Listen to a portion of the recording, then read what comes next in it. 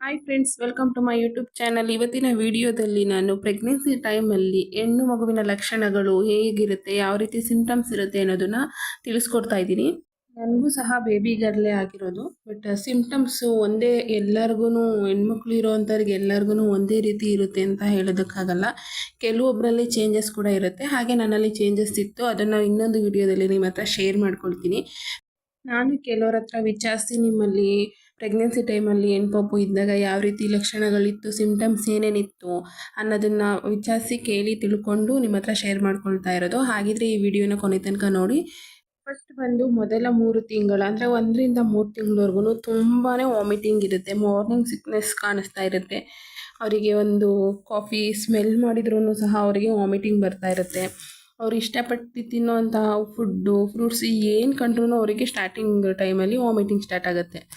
ಮಸಾಲೆ ಹಾಕಿ ಮಾಡಿರೋಂತಹ ಫುಡ್ ಆಗಲಿ ಅಥವಾ ಅವರಿಗೆ ಒಗ್ಗರಣೆ ಸ್ಮೆಲ್ ಕಂಡ್ರೂ ಸಹ ಆಗೋದಿಲ್ಲ.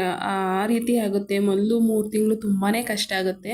ಇದು ಹೆಣ್ಣು ಮಗು ಇರೋಂತಹ ಲಕ್ಷಣದಲ್ಲಿ ಮೊದಲನೇ ಸಿಂಪ್ಟಮ್ಸ್ ಅಂದರೆ ವಾಮಿಟಿಂಗ್.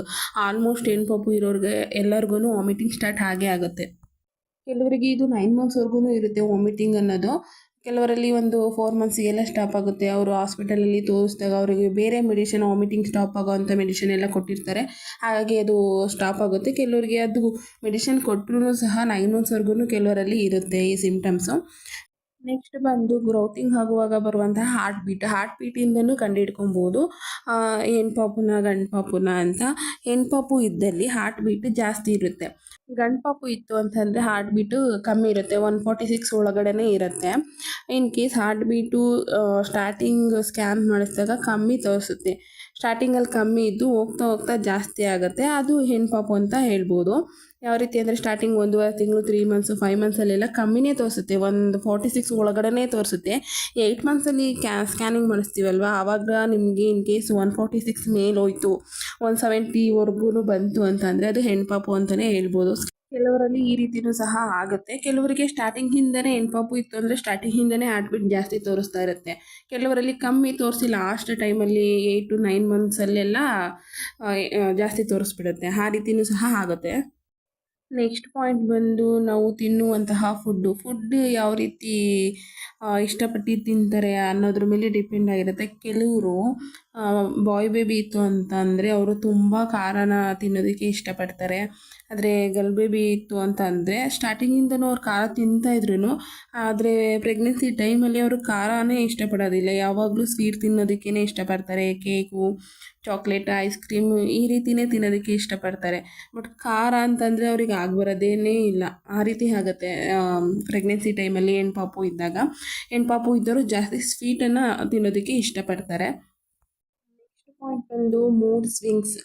ಈ ಪ್ರೆಗ್ನೆನ್ಸಿ ಟೈಮಲ್ಲಿ ಗರ್ಲ್ ಬೇಬಿ ಇದ್ದವ್ರ ಮೂಡ್ ಯಾವ ರೀತಿ ಇರುತ್ತೆ ಅಂತಂದರೆ, ಅವ್ರ ಪಾಡಿಗೆ ಅವರು ಆ ಪ್ರೆಗ್ನೆನ್ಸಿ ಟೈಮ್ನ ಎಂಜಾಯ್ ಮಾಡ್ಕೊಂಡು ಹೋಗ್ತಾ ಇರ್ತಾರೆ. ಯಾರಿಗೂ ತಲೆ ಕೆಡಿಸ್ಕೊಳ್ಳೋದಿಲ್ಲ. ಇನ್ ಕೇಸ್ ಯಾರಾದರೂ ಏನಾದರೂ ಅಂತ ಅಂದ್ರೂ ಅವ್ರ ತಲೆಗೆ ಹಾಕೊಳ್ಳೋದಿಲ್ಲ, ಬಿಡು ಹೋಗಲಿ ಅಂತ ಅಂದ್ಕೊಂಡು ಸುಮ್ಮನಾಗಿಬಿಡ್ತಾರೆ.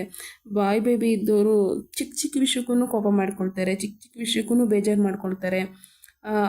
ಆ ರೀತಿ ಇರುತ್ತೆ ಅವ್ರ ಮನಸ್ಸು. ಗರ್ಲ್ ಬೇಬಿ ಇದ್ದವರು ಮನಸ್ಸು ಒಂಥರ ಆರಾಮಾಗಿ ಇರ್ತಾರೆ, ಯಾರ ಬಗ್ಗೆನೂ ಯೋಚನೆ ಮಾಡೋದಕ್ಕೆ ಹೋಗೋದಿಲ್ಲ. ಆ ಟೈಮ್, ಪ್ರೆಗ್ನೆನ್ಸಿ ಟೈಮ್ ಏನಿರುತ್ತೆ ಅದನ್ನು ತುಂಬ ಚೆನ್ನಾಗಿ ಎಂಜಾಯ್ ಮಾಡ್ಕೊಂಡು ಹೋಗ್ತಾರೆ. ನೆಕ್ಸ್ಟ್ ಪಾಯಿಂಟ್ ಬಂದು ಹೊಟ್ಟೆ ಬಂದು ಹಳ್ಳ ಬೀಳುತ್ತೆ. ಅಂದರೆ ಒಕ್ಲ ಇರುತ್ತಲ್ವ, ಅದು ಒಕ್ಲ ಸ್ವಲ್ಪ ಒಳಗಡೆ ಹೋಗಿರೋ ಥರ ಇರುತ್ತೆ. ಗರ್ಲ್ ಬೇಬಿ ಇದ್ದವ್ರಿಗೆ ಆ ರೀತಿ ಇರುತ್ತೆ. ಬಾಯ್ ಬೇಬಿಗೆ ಒಕ್ಲ ಬಂದು ಸ್ವಲ್ಪ ಮುಂದೆ ಬರುತ್ತೆ, ಉಬ್ಬಿರೋ ಥರ. ಅಂದರೆ ಬಲೂನು ಹೊಡೆದೋದಾಗ ಸ್ವಲ್ಪ ಚಿಕ್ಕದಾಗಿ ಬಲೂನ್ ಮಾಡ್ತೀವಲ್ವ ನಾವು, ಆ ರೀತಿ ಬಾಯ್ ಬೇಬಿ ಇದ್ದರೆ ಒಕ್ಲ ಮುಂದೆ ಬಂದಿರುತ್ತೆ. ಗರ್ಲ್ ಬೇಬಿ ಇದ್ದರೆ ಅದು ಹೊಟ್ಟೆ ಏನಿರುತ್ತೆ ಒಕ್ಲ ಅನ್ನೋದು ಅದು ಒಳಗಡೆ ಹೋಗಿರುತ್ತೆ, ಅದ್ರ ಫುಲ್ಲು ಶೇಪು ಕಾಣಿಸೋದೇ ಇಲ್ಲ. ಬಟ್ ಬಾಯ್ ಬೇಬಿ ಇದ್ದವ್ರಿಗೆ ಆ ಒಕ್ಲ ಮುಂದೆ ಬಂದಿರೋದು ಕಾಣಿಸ್ತಾ ಇರುತ್ತೆ.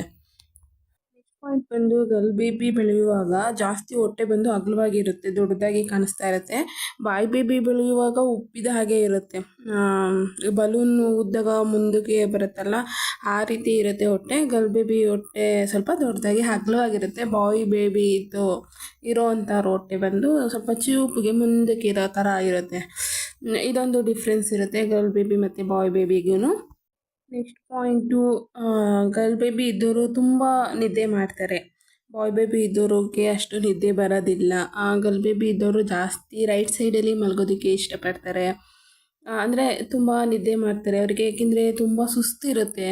ಗರ್ಲ್ ಬೇಬಿ ಇದ್ದವ್ರಿಗೆ ಸುಸ್ತು, ವಾಮಿಟಿಂಗ್ ಎಲ್ಲ ಇರುತ್ತಲ್ಲ, ಸೊ ಹಾಗೆ ಅವರು ಜಾಸ್ತಿ ರೆಸ್ಟ್ ಮಾಡೋದಕ್ಕೆ ಇಷ್ಟಪಡ್ತಾರೆ. ಬಟ್ ಬಾಯ್ ಬೇಬಿ ಇದ್ದವ್ರಿಗೆ ಅಷ್ಟು ಫೀಲ್ ಆಗೋದಿಲ್ಲ. ನೆಕ್ಸ್ಟ್ ಪಾಯಿಂಟ್, ಗರ್ಲ್ ಬೇಬಿ ಇದ್ದವರು ಬೆಳ್ಳಗಾಗ್ತಾರೆ, ಬ್ರೈಟಾಗಿ ಕಾಣಿಸ್ತಾರೆ, ಚೆನ್ನಾಗಿ ಕಾಣಿಸ್ತಾರೆ. ಬಟ್ ಬಾಯ್ ಬೇಬಿ ಇದ್ದವರು ಸ್ವಲ್ಪ ಕಪ್ಪಾಗ್ತಾರೆ, ಲಕ್ಷಣವಾಗಿ ಕಾಣಿಸೋದಿಲ್ಲ ಅಷ್ಟಾಗಿ. ಅದೇ ಲಕ್ಷಣವಾಗಿ ಮೊದಲಿನ ಥರ ಇರೋದಿಲ್ಲ, ಡಿಫ್ರೆಂಟಾಗಿ ಕಾಣಿಸ್ತಾರೆ. ಬಟ್ ಗರ್ಲ್ ಬೇಬಿ ಇದ್ದವರು ಏನೋ ಒಂಥರ ನೋಡೋದಕ್ಕೆ ಚೆನ್ನಾಗಿ ಕಾಣಿಸ್ತಾ ಇರ್ತಾರೆ, ಲಕ್ಷಣವಾಗಿ ಅಟ್ರಾಕ್ಟಿವ್ ಆಗಿ ಕಾಣಿಸ್ತಾ ಇರ್ತಾರೆ ಆ ಟೈಮಲ್ಲಿ. ನಾನಿದನ್ನು ಕೆಲವ್ರ ಹತ್ರ ತಿಳ್ಕೊಂಡು ನಿಮ್ಮ ಹತ್ರ ಶೇರ್ ಮಾಡ್ಕೊಳ್ತಾ ಇರೋದು. ಅಂದರೆ ಹೆಣ್ಪಾಪು ಆಗಿರೋರ ಹತ್ರ ತಿಳ್ಕೊಂಡು ಇದನ್ನು ನಿಮ್ಮ ಹತ್ರ ಶೇರ್ ಮಾಡ್ಕೊಳ್ತಾ ಇರೋದು. ನನ್ನದೊಂದು ಪ್ರೆಗ್ನೆನ್ಸಿ ಟೈಮಲ್ಲಿ ಯಾವ ರೀತಿ ಇತ್ತು ಸಿಮ್ಟಮ್ಸು ಅನ್ನೋದನ್ನು ನಿಮ್ಮ ಹತ್ರ ಶೇರ್ ಮಾಡ್ಕೊಳ್ತೀನಿ. ಇವೆಲ್ಲ ಸಿಮ್ಟಮ್ಸ್ ಇದೆ ಅಂದ ಮಾತ್ರಕ್ಕೆ ಹೆಣ್ಪಾಪುನೇ ಆಗುತ್ತೆ ಅನ್ನೋದೆಲ್ಲ ಸುಳ್ಳು. ಕೆಲವ್ರಿಗೆ ಗಂಡು ಪಾಪು ಕೂಡ ಆಗಿದೆ. ಅದು ಹೇಳ್ತಾರೆ 100ಗೆ 80% ಆಗುತ್ತೆ ಈ ರೀತಿ.